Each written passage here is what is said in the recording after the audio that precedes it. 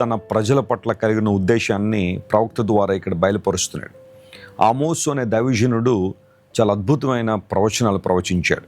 వాస్తవానికి ఆమోసు ఒక పశువుల కాపరిగా ఉన్నాడు. మేడి పండ్లను ఏరుకుంటూ జీవిస్తున్నానని తన గురించి తను చెప్పుకున్నాడు.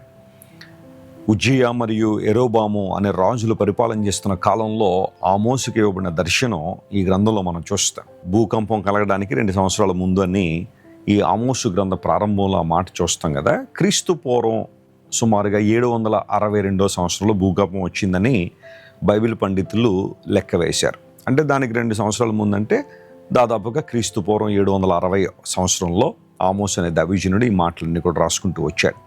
సరే, చివరికి వచ్చేసరికి దేవుడు తన ప్రజల పట్ల కలిగి ఉన్న ప్రణాళిక. వాస్తవానికి ఆమోసు గ్రంథంలో దేవుని తీర్పులు మరియు దేవుని ప్రజల యొక్క పాపానికి వచ్చే పర్యవసానాలన్నీ కూడా అక్కడ రాయబడ్డాయి. ఒక మాటలో చెప్పాలంటే తీవ్రమైన ఖండింపు ఇక్కడ మనం చూస్తాం. అయితే చివరిలోకి వచ్చేసరికి దేవుడు మరలా తన ప్రజలు నిలబెడతాడని, వారిని కట్టే దేవుడనే శ్రేష్టమైన వాగ్దానాలు ఈ గ్రంథంలో మనం చూస్తాం. శ్రమనందుచున్న నా జనులను చెరల నుంచి రప్పిస్తాను. ఇది దేవుడు చేసిన వాగ్దానం. ఇది కేవలం శారీరకమైన చెర గురించే ఇక్కడ రాయబడలేదు, కానీ ఆధ్యాత్మికమైన పునరుద్ధరణ గురించి, ఆధ్యాత్మికమైన విడుదల గురించి బైబిల్ సెలవిస్తుంది.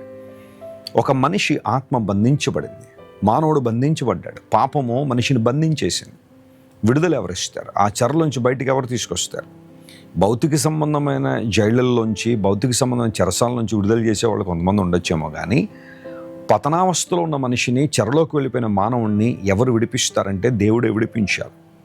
మనం ఆయన శరణు నుంచి వచ్చినప్పుడు పాప భయంకరత్వంలో నలిగిపోవడం ఇష్టం లేక దేవుని దగ్గరికి వచ్చి, ప్రభువా నేను పాపిని, నన్ను క్షమించు, నీ బిడ్డగా నన్ను చేయని మనం ప్రార్థన చేసినప్పుడు మన ప్రార్థన దేవుడు ఆలకించి, ఆయన నమ్మదగిన వాడు, నీతిమంతుడు గనుక ప్రతి దుర్నీతి నుండి మనల్ని విడిపించి ఆయన మనల్ని పవిత్రుడిగా చేస్తాడనే లేఖన సత్యాన్ని బట్టి దేవుడు ఆధ్యాత్మిక చెరలోంచి మనల్ని విడిపిస్తాడు. తద్వారా నూతన ఆనందాన్ని మనకిస్తారు. రక్షణ పొందిన వారిలో రక్షణ ఆనందం ఉంటుంది. ఇది అనుభవించిన వారికే కానీ మరెవరికీ తెలియదు. కొంతమందికి అర్థం కాదు. ఏంటండి క్రైస్తవులు ఎంత ఆనందంగా ఉంటారు, ప్రభువులో ఎంత సంతోషిస్తూ ఉంటారు, లోక సంబంధ విషయాల్లో వారికి ఎందుకు ఆనందం ఇవ్వండి, ప్రభువులో ఎందుకు సంతోషిస్తారంటే రక్షణ ద్వారా వచ్చిన ఆనందం ఇది. పరిపూర్ణమైన, స్వచ్ఛమైన, పవిత్రమైన ఆనందం ప్రభు మనకిస్తాడు. అంత మాత్రమే కాకుండా పాడైన పట్టణాలు మరలా కట్టుకుని దానిలో కాపురం ఉంటారు. అంటే దేవుడు వారిని చెరలో నుండి రప్పించడం మాత్రమే కాకుండా దేవుడు వారిని రెస్టోర్ చేస్తున్నాడు. ఏవైతే వారు కోల్పోయారో, ఏవైతే వారు పోగొట్టేసుకున్నారో దేవుడు వాటిని మరలా తిరిగి ఇవ్వడానికి ఇష్టపడుతున్నాడు. ప్రతి దేవుని బిడ్డ, నువ్వు దేవుని దగ్గరికి వస్తే నువ్వు కోల్పోయిన వాటిని దేవుడు నీకు దయచేయగలడు. కోల్పోయిన గౌరవం, కోల్పోయిన పరువు, కోల్పోయిన ఆనందం, కోల్పోయిన మనశ్శాంతి, కోల్పోయిన దీవెన ప్రభు నీకు మరలా దయచేయగలడు. He is the god of restoration. ఆయన కేవలం చెరలోంచి బయటికి తీసుకొచ్చేసి మీరు ఎట్టిపోతారో పోండి అని వదిలేసేవాడు కాదు. ఆయన వారిని బయటికి తీసుకొచ్చిన తర్వాత వారి మరలా స్థిర నివాసాల్లో, సుఖ నివాసాల్లో ఉండాలని దేవుడు కోరుకున్నాడు. నిన్ను కట్టే దేవుడు ఆయన. పాడైపోయిన ప్రాకారాలు నిలబెట్టగలిగినవాడు. మనుషులు నిన్ను పడగొట్టాలని ప్రయత్నం చేస్తారు. బహుశా నువ్వు నమ్మిన స్నేహితులే, నీ బంధువులే నేను పడగొట్టి, అణగద్రొక్కి, ఒక మాటలో చెప్పాలంటే మట్టిలో నేను కలిపేయాలని ప్రయత్నం చేశారేమో. కానీ దేవుడు ఎంత గొప్పడో తెలుసా? ఆయన మరలా నిన్ను లేవనెత్తగలడు, పునరుద్ధరించగలడు. పాడైపోయిన స్థలములను, పట్టణాలను తిరిగి కట్టుకుని దానిలో కాపురం ఉంటారని దేవుడిచ్చిన వాగ్దానం నీ జీవితంలో నెరవేర్చగలడు ఆయన. ఒకసారి నీ జీవితాన్ని ప్రభుకు అప్పగించి చూడు. ఎంతోమంది దగ్గర పరిగెత్తావేమో పునరుద్ధరణ కోసం, రెస్టోరేషన్ కోసం. Come to Jesus. He loves you so much. He is the merciful God. He is the compassionate one. ఆయన కనికరంగ దేవుడు, దయా దాక్షిణ్యాలు కలిగిన దేవుడు కనుక నిన్ను నిలబెట్టడానికి సామర్థ్యం కలిగినవాడు. ఆ తర్వాత వారు ద్రాక్ష చెట్లు నాటి దాని రసమును త్రాగుతారు, వనములు నాటి వాటి పండ్లను భుజిస్తారు.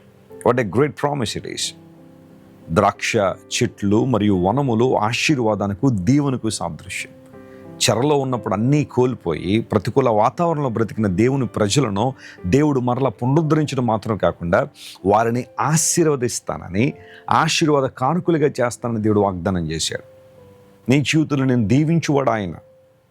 ఎక్కడి నుంచి నీకు హెచ్చు కలగదు, కానీ దేవుని దగ్గర నుంచే హెచ్చు రావాలి.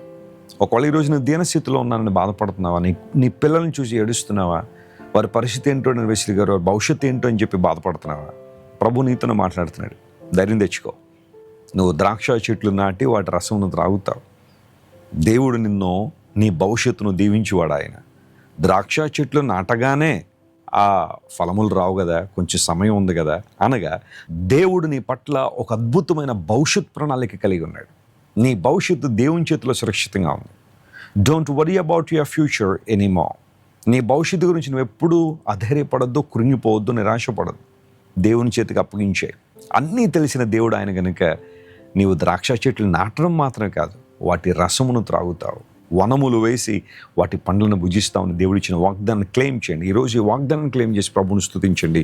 ప్రభువు మీ జీవితంలో గొప్ప కార్యాలు జరిగించును గాక.